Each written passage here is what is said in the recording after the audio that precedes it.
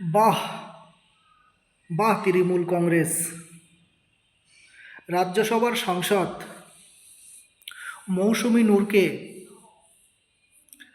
তার বদলে একজন মুসলিম ক্যান্ডিডেট পেল না মমতা বন্দ্যোপাধ্যায়। বেসুম বেনজির মৌসুমী নূর রাজ্যসভা থেকে ইস্তফা দেওয়ার কারণে যে চারটে রাজ্যসভার সিট খালি হয়েছে, বাবুল সুপ্রিয়, দাঙ্গাবাজ বাবুল সুপ্রিয়কে রাজ্যসভায় পাঠানোর জন্য প্রস্তুতি নিচ্ছে।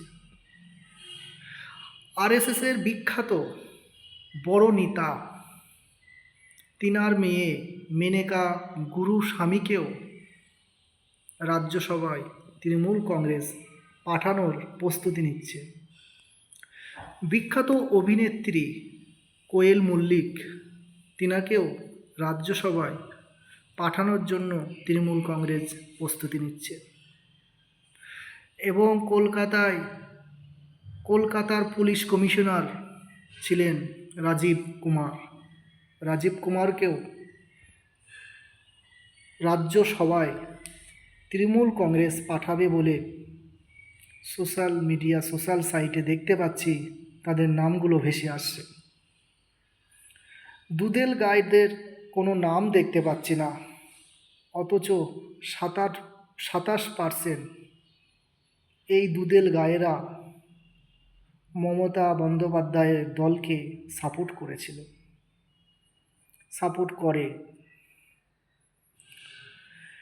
মৌসুমী নূর তাকে দলত্যাগ করার কারণে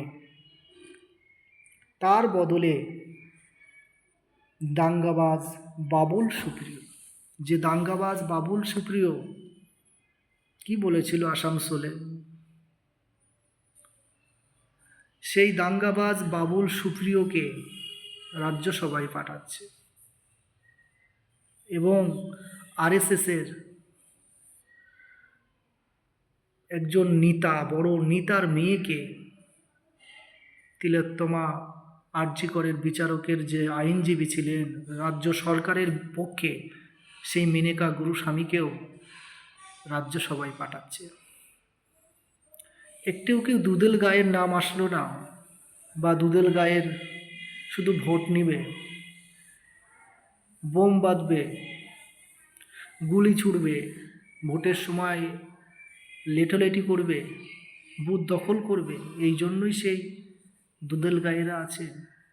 বাহ তৃণমূল কংগ্রেস, এই দুদেল গায়েরা কবে বুঝবে?